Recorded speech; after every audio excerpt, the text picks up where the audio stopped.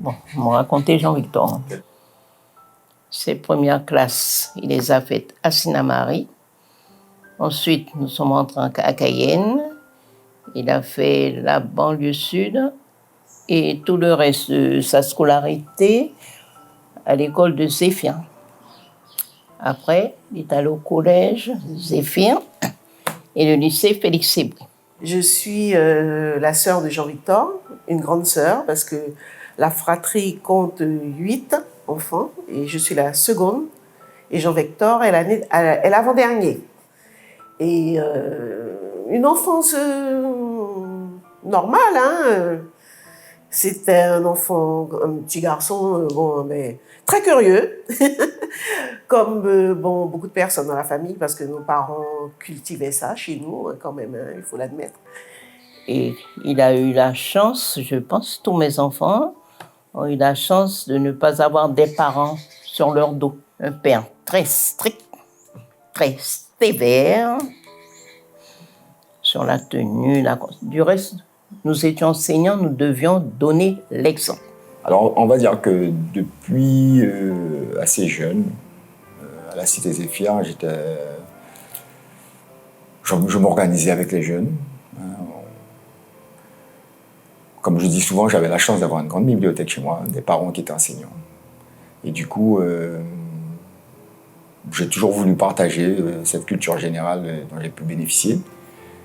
Je suis un ami, je dirais même un frère de Jean-Victor, parce que c'est quelqu'un que je connais depuis très très très longtemps. Nous avons vécu dans la même cité, à la cité Zéphir. Alors, pour tout vous dire, Jean-Victor a toujours été un leader. Je crois lorsqu'on avait 13-14 ans, il organisait déjà des compétitions entre les jeunes de la cité pour les inciter à faire du sport. Je crois que c'est quelqu'un qui donne beaucoup. Il partait de Zéphir à pied, à 5h30 du matin. On entendait tchou-tchou-tchou. Et il descendait, allait au stade scolaire. Alors, j'ai connu Jean-Victor, on va dire, par rapport au sport en général, effectivement, l'athlétisme. On était presque tout le temps ensemble. Et puis, on avait une passion commune qui était la course de mobilette aussi.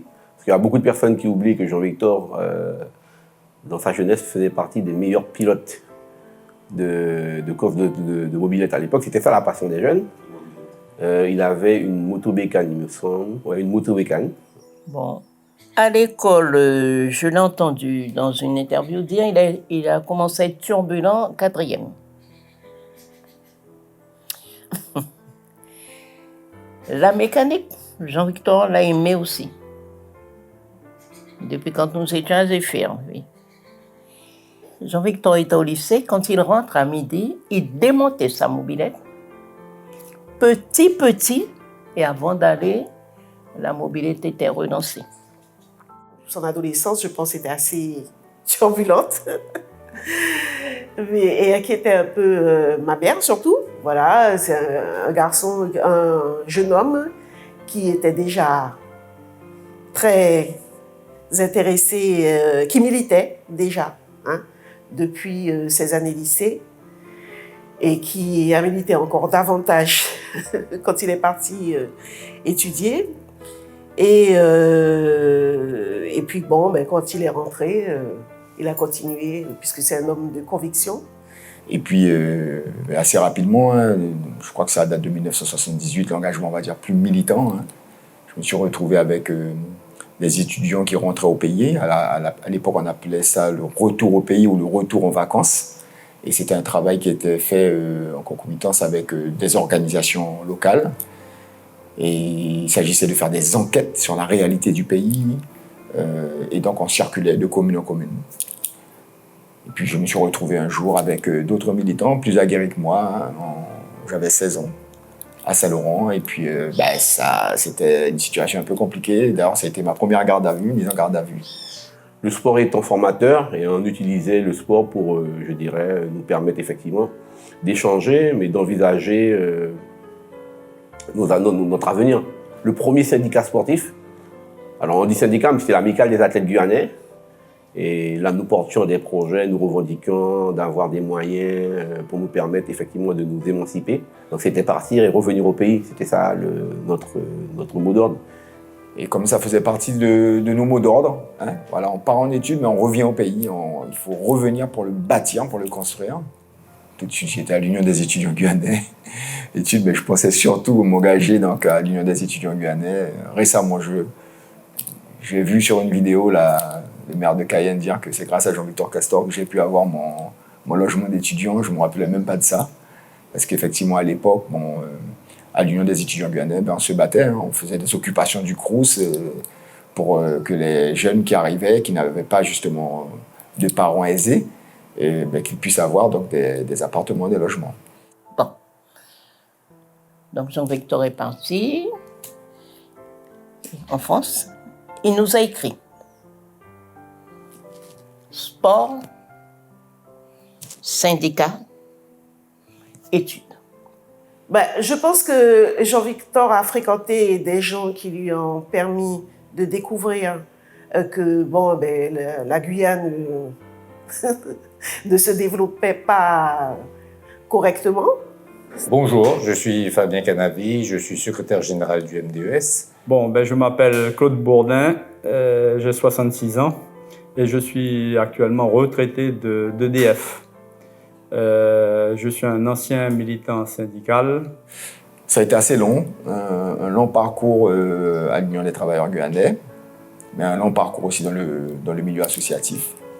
Et puis, très rapidement, avec d'autres, on a décidé de nous engager politiquement. Hein.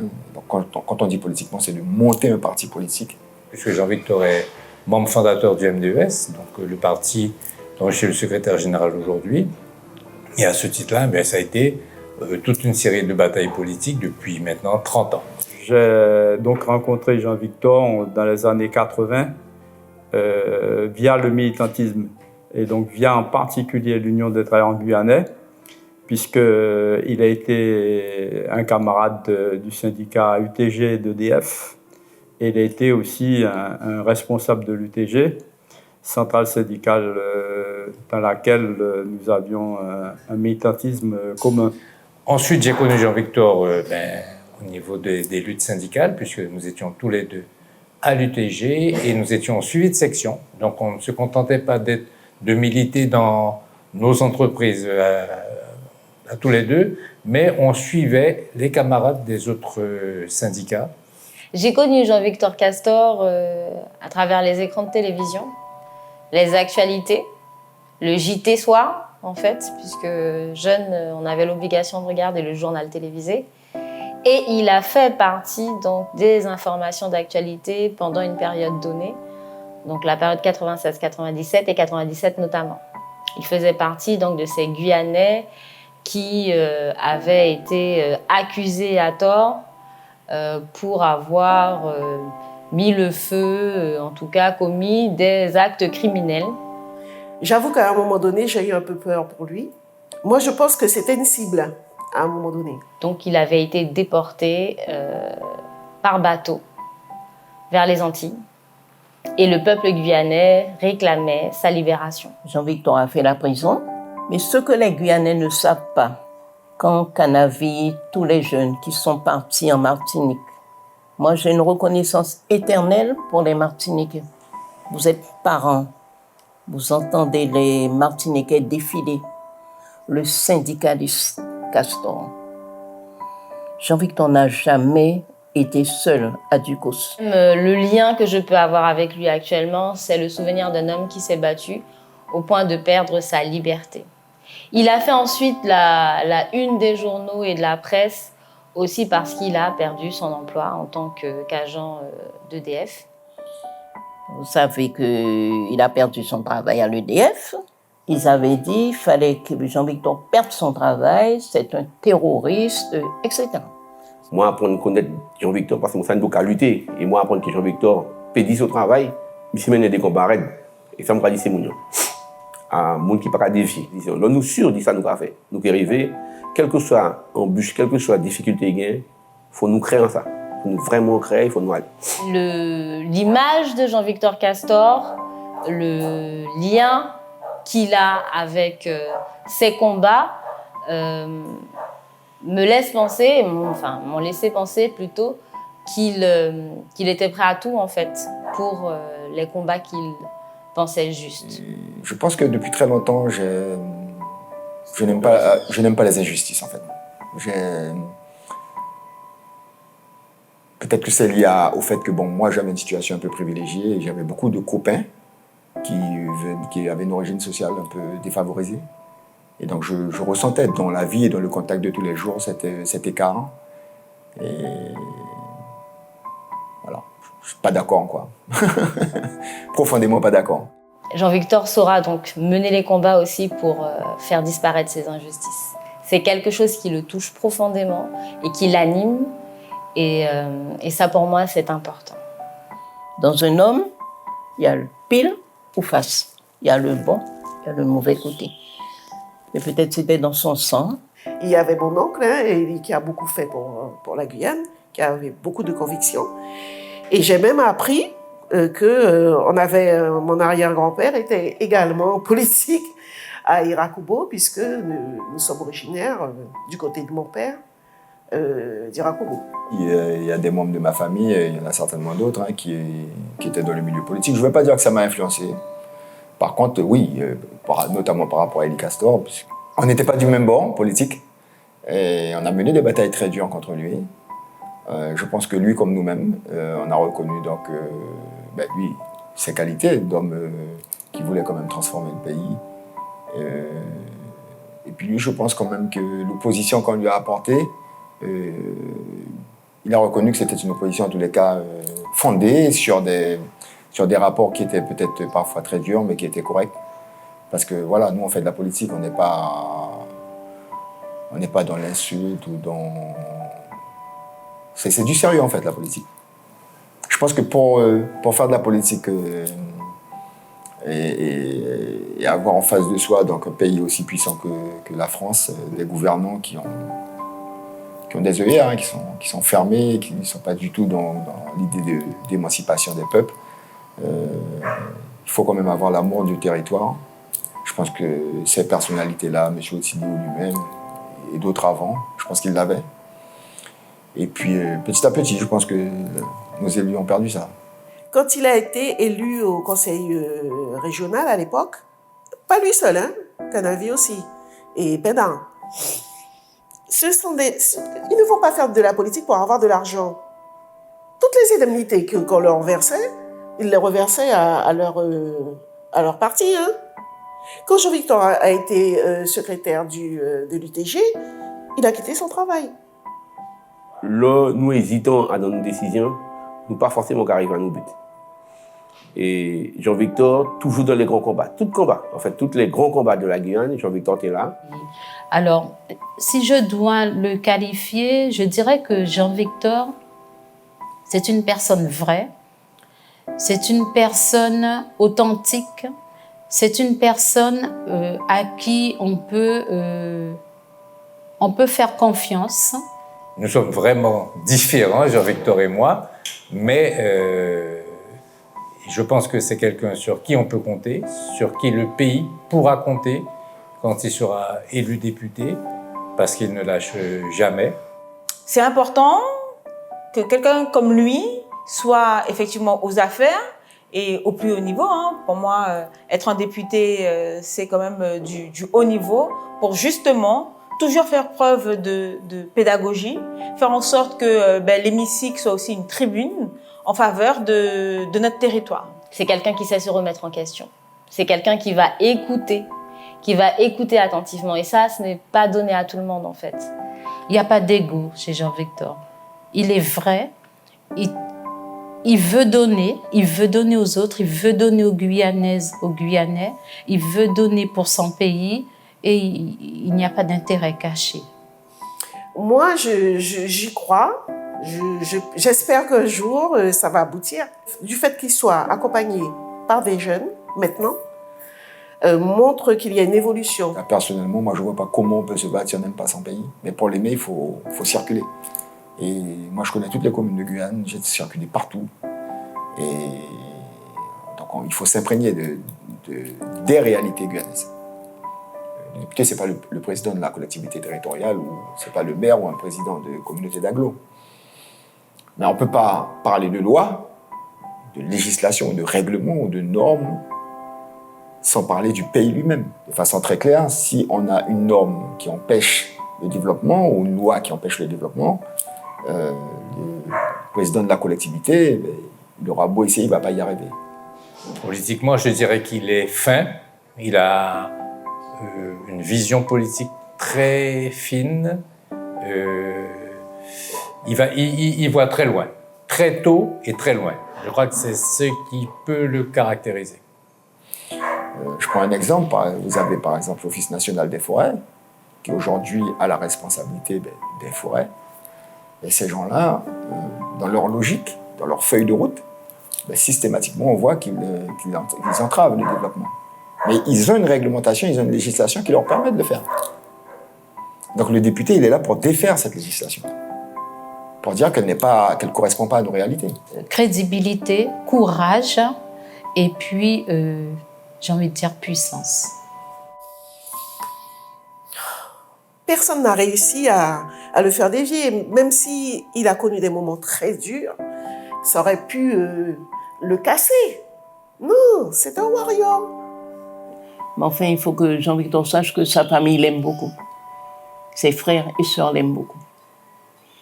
Et je pense que son papa, qui est une personne simple comme moi, il doit être fier de ce que Jean-Victor fait. Je suis donc extrêmement fière d'être la remplaçante de cet homme, fière d'apprendre à ses côtés, parce que c'est aussi une façon pour lui de transmettre. Il a une façon particulière de voir la transmission des anciens aux jeunes.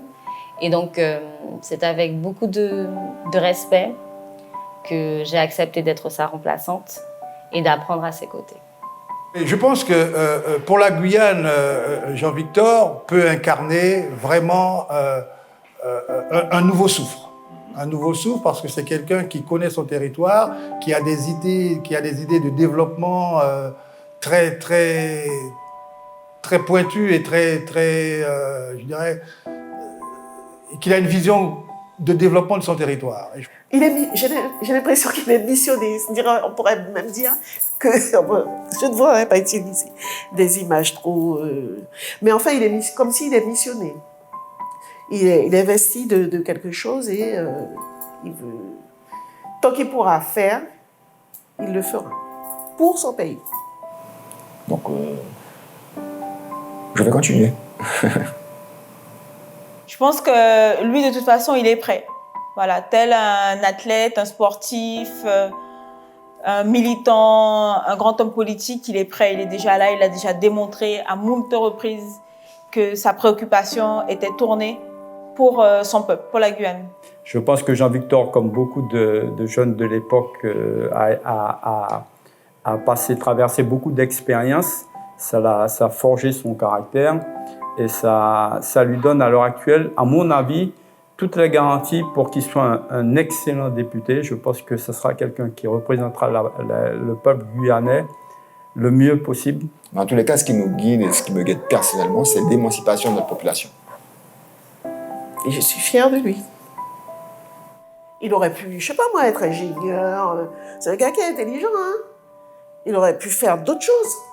Mais à un moment donné de sa vie, il a décidé qu'il allait être militant et qu'il allait faire de la politique. Et il a dit ça à mes parents. Hein. C'est le moment de changer de paradigme, c'est le moment de relever les standards. Et c'est possible avec Jean-Victor. J'ai passé 60 ans, les années comptent double, donc je suis plus lent, je vais plus lentement que lui. Donc, mais il faut pouvoir le suivre. Donc, et on va le suivre parce que je sais que là où nous irons avec lui, ce sera pour un mieux-être de la population de Guyane. Donc Jean-Victor tient bien raide et puis fait travailler. Je l'ai analysé et je pense que ce que je vous dis là, c'est ce que pense la société guyanaise. Malgré que pour l'instant, peut-être, il n'est pas encore accédé à un poste qui lui permettrait de donner encore plus à la Guyane, mais je sais que tous les Guyanais savent qui est Jean-Victor. Tout le monde ressent la sincérité. Tout le monde a compris qui était ce personnage guyanais. Je ne désespère pas parce que je sais que c'est le moment est arrivé. Et voilà, c'est avec cette conviction que moi aussi, je l'accompagne dans ce combat.